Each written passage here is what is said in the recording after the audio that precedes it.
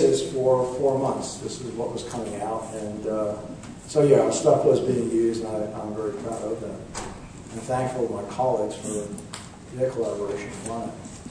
All right, what are some of the continuing environmental concerns? Well, what is the spatial extent of the subsurface oil? We know it's there, but we don't know enough about it, and until we actually make more observations, we're not going to. What are the concentrations of these hydrocarbons and dispersants? You'll hear more about that later, so I'll move on. What concentrations are toxic to marine life? We don't know. We don't know the answers to these things. What are the rates of decay by chemical and biological processes? And most importantly, I think you need to walk away and recognize that Florida really was lucky. And if it ever happens again, we may not be so lucky. So that's something to keep in the back of your mind. What are we doing going forward? Well, we've got a new model out there that allows us now to look at how the estuaries connect with the coastal ocean. Again, fortunately, we didn't get oil here. Had we gotten oil here, would that oil have gotten into the estuaries? Well, we had no tools to do that during the oil spill. In fact, even in North Florida, none of the agencies had any tools whatsoever to look at the flow, the connections between the coastal ocean and the estuaries.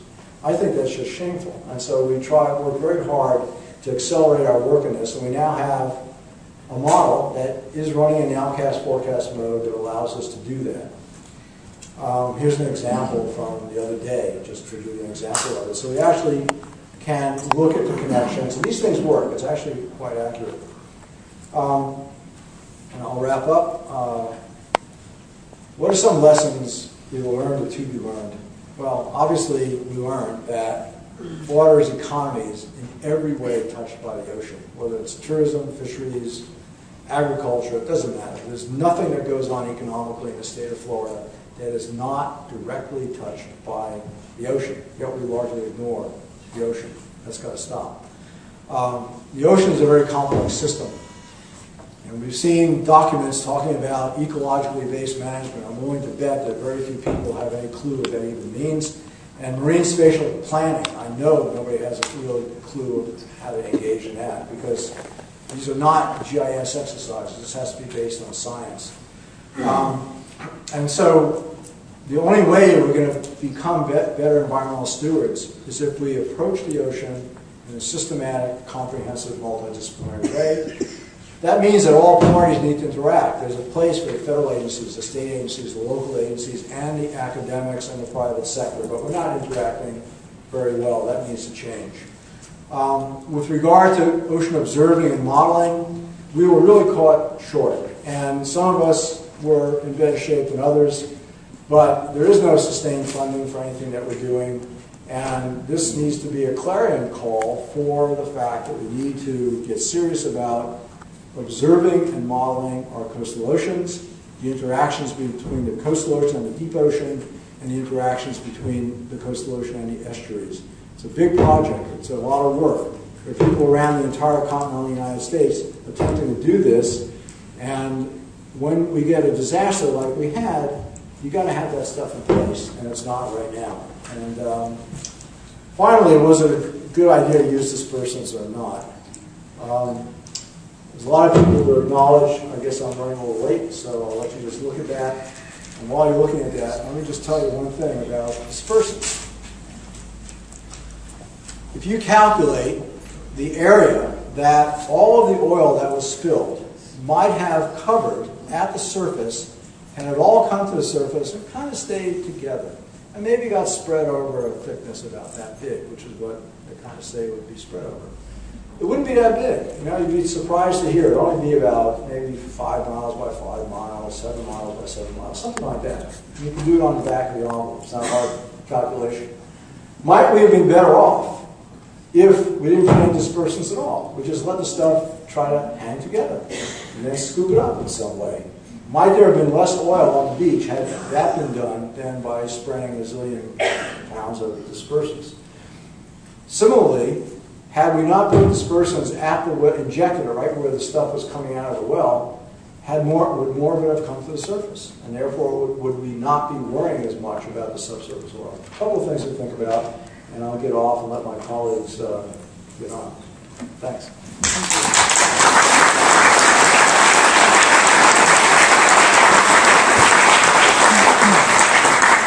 Good evening, I'm Phil Compton, one of your hosts here tonight. I'm with the Sierra Club, and we're going to bring up Dr. Ernst Peebles while he's getting ready. Just want to tell you, you should have picked up a card, a blank card, on your way in. This is for your question. During Dr. Hollander's talk, we will be collecting those. So give us a question, and we're going to collect those and get as many questions as we possibly can. There's several environmental organizations who have their state headquarters here in St. Petersburg, and some of the representatives are here tonight with us. Defenders of Wildlife, the Gulf Restoration Network, the Pew Environment Group, and after the scientists have a chance to tell you what they know about what happened in the Gulf, we're going to talk to you just for a little while about what's going on in Congress, what's going on in Tallahassee, what's going on in the efforts to restore the health of the Gulf. So please stick around for that. And without any further ado, Dr. Peebles. Thank you. I'm going to give an overview of biological impacts, what we know, what we don't know, starting with the larger, more charismatic members of the Gulf fauna. This photograph here shows a sperm whale diving near a deep water rig. A lot of people aren't aware that the Gulf has a lot of large whales in it. And they tend to congregate in the area around the mouth of the Mississippi River. While we were out there in May, we saw this loggerhead turtle surface next to our vessel, and it was in a very heavy sheen of oil. It was actually oil mousse particles floating around it. And the turtles are actually a success story when it comes to dealing with the oil. About 609 of them were collected dead, and 535 were collected alive. And of those 535 collected alive, 397 were released. That's 35% of the total collected dead or alive released. So that's a meaningful effort. In addition to that, I think 278 nests were transported from the danger zone over to Cape Canaveral, where they were kept in a climate-controlled facility, and nearly 15,000 hatchlings were released. So this is really more of a success story where something substantial can be done as a response to this action. Birds are a little less easy to deal with. 6,104 were collected dead, and a little over 2,000 were collected alive. Of those, only 15% were released. That's 15% of the total. That's a much lower number than the 35% for the turtles. Birds tend not to show distress until late, probably a defense against predators, but you can see that pelican's kind of acting like nothing's going on, when in fact it's dangerously oiled. It gets even worse for the dolphin and whales.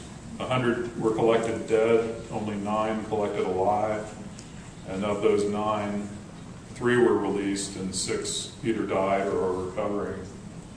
So that's only a 3% success for the dolphins and whales. The large whales, really we don't know what happened. There was this one small pygmy, or sperm whale, a juvenile, that was found. It had been largely eaten by tiger sharks and was floating at the surface. This was about 77 miles south of the blowout. And the question is, were there other whales that sank? Because that's actually the normal thing that happens when a whale dies. People have been studying whale falls for a long time. There's an illustration of one, kind of a cartoon showing a freshly dead whale on the seafloor being eaten by a variety of scavengers, from sharks down to small crustaceans. And this process takes a long time. In the lower left is a photograph of the remains of a whale off the coast of California 18 months after the whale fall was first documented.